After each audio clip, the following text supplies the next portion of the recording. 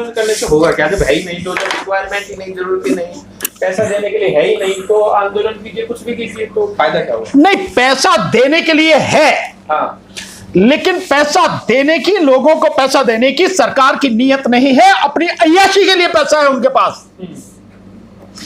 आप मुझे बताइए, अभी 3 महीने की एक रिपोर्ट आई है, उस रिपोर्ट के अनुसार जितना बजट था उस बजट से लगभग 3.25-4 लाख करोड़ रुपया फालतू खर्च हो गया।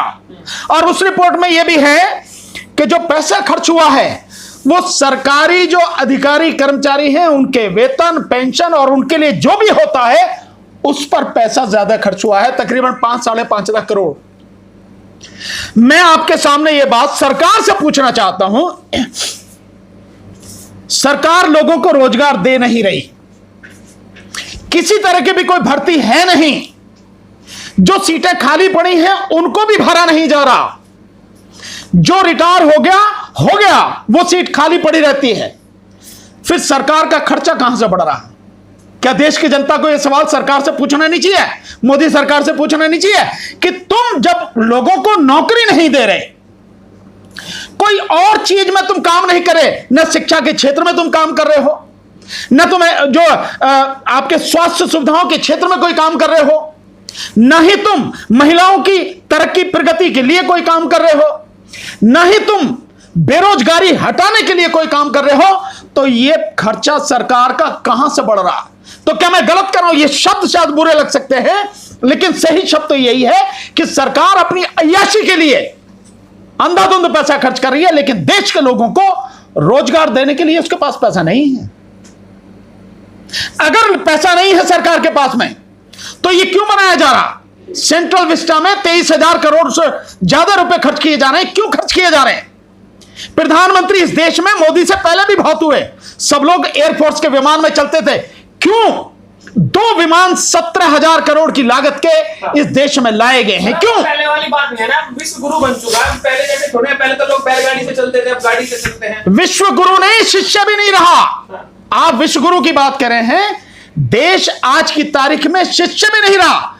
अगर विश्व गुरु बन चुका है तो मैं आप सबसे साथियों से सवाल पूछता हूं, आपके माध्यम से इस सरकार से सवाल पूछता हूं, और इस सरकार के उन अंधभक्तों से सवाल पूछता हूं जो विश्व गुरु चिल्ला रहे हैं और भक्ति में मग्न हैं कि अगर विश्व गुरु बन गया तो इस देश में हर साल बाहर पढ़ने जाने वाले बच्चों की संख्या क्यों बढ़ती जा रही है?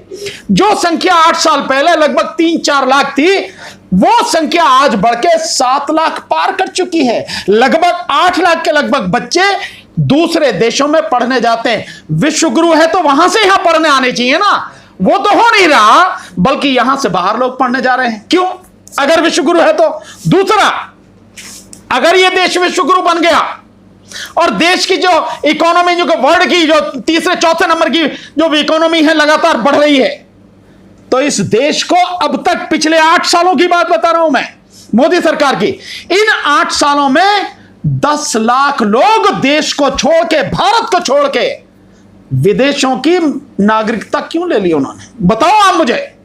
और अगर यह देश विश्व गुरु है तो जो बच्चे पढ़ने जाते हैं उनमें से 95% बच्चे क्यों वहीं रह जाते हैं, वापस भारत क्यों नहीं आते?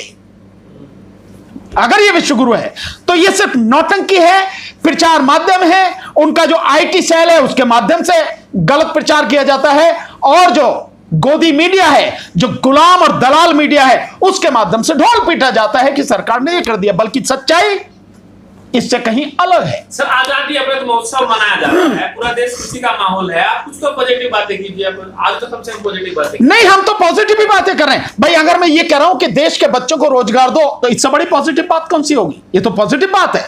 अगर मैं ये कह रहा हूं कि भयानक महंगाई है, इस महंगाई को खत्म किया जाए, कम किया जाए, तो इसमें कहां नेगेटिव बात है? पॉजिटिव बात है।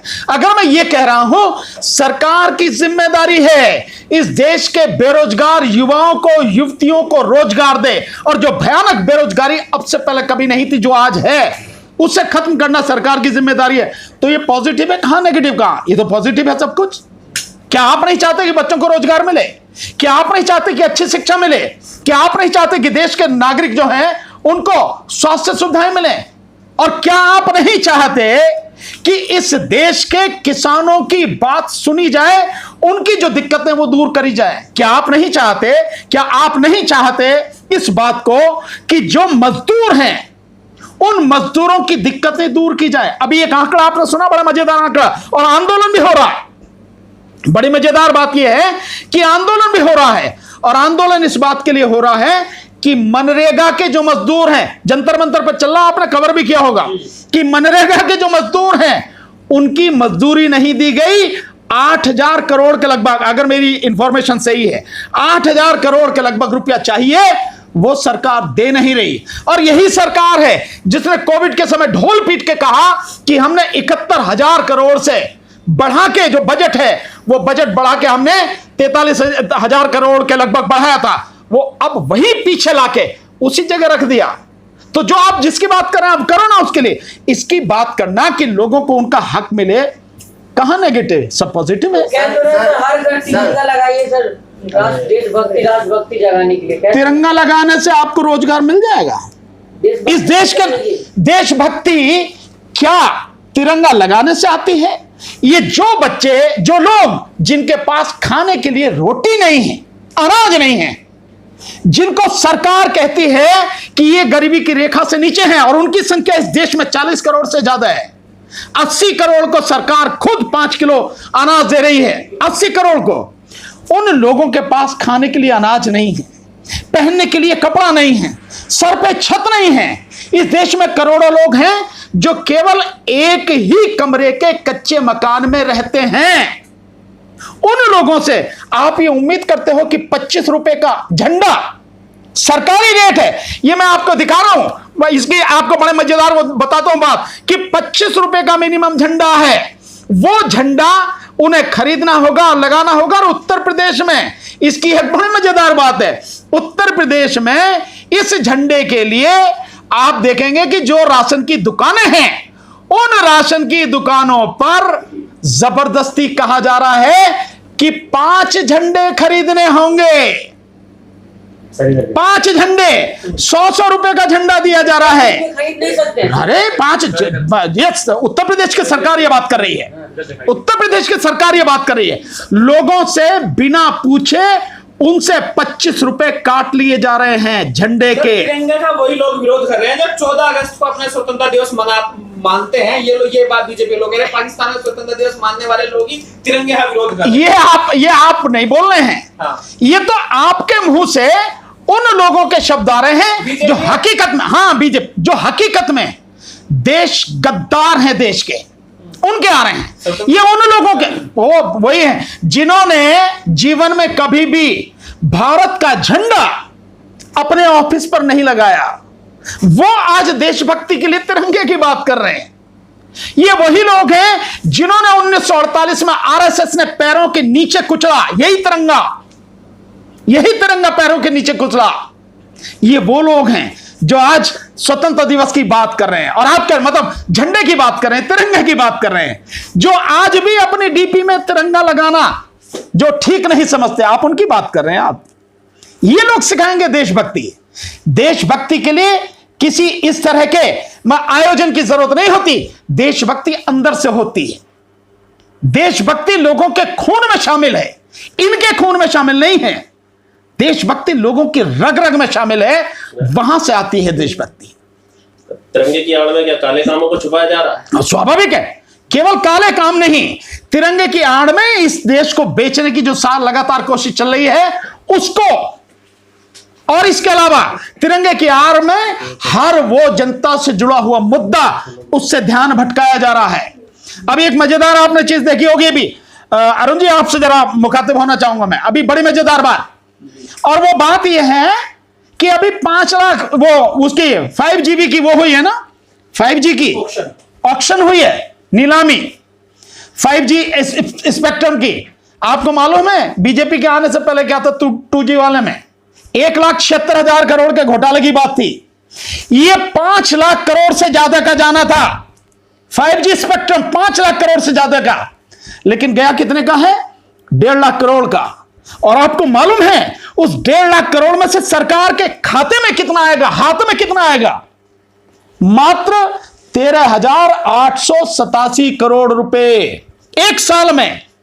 और ये कब तक आएगा बाकी नहीं जानते। और ये भी सब जो आएगा वो भी सरकारी बैंकों से लोन लेकर ही सरकार को दिया जाएगा। सरकार को दिया जाएगा बीजेपी के खाते में। हाँ, जो भी समझ लो आप, बीजेपी के खाते में, ये तो दिखाने के लिए सरकार के में आएगा। बाकी इस 1.5 लाख करोड़ में जो दिया गया है उसके अलावा जो होगा उसमें से बंदरबाट होगी जो सरकार के खाते में आएगा, चाहे वो इलेक्टोरल बॉन्ड के माध्यम से हो और या किसी भी और माध्यम से हो। सर एक सवाल यह है कि अभी आपने कहा था कि जो है लाखों लोग जो यहाँ से नागरिकता छोड़ रहे हैं, ये वो लोग भी तो हो सकते हैं जिन्हें देश से मोहब्बत ना हो। नहीं, मैं नहीं मानता कि जिन्हें देश से मोहब्बत ना हो, लेकिन मैं ये जरूर मानता हूं, मेरा हो सकता है उन्हें देश से मोहब्बत हो या नहीं हो, मैं इसमें कमेंट किए बिना, पर एक चीज मेरे दिमाग में जरूर आती है। अगर ये लोग, और ये हैं कौन, ये हैं इस देश के करोड़पति और अरबपति और खरबपति लोग हैं जो देश छोड़ रहे हैं।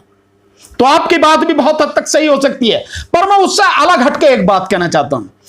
कम से कम ये जो लोग हैं इनको इस बात का एहसास जरूर हो चुका है कि भारत की स्थिति लगातार बिगड़ रही है और देश में कुछ भी हो सकता है।